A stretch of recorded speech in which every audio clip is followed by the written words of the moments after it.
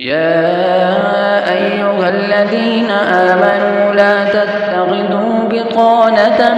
من دونكم لا يألونكم خبالا ودوا ما عنتم قد بدت البغضاء من أفواههم وما تخفي صدورهم أكبر قد بينا لكم الآيات إن كنتم تعقلون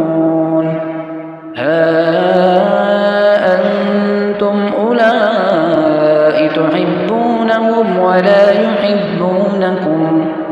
ولا يحبونكم وتؤمنون بالكتاب كله وإذا لقوكم قالوا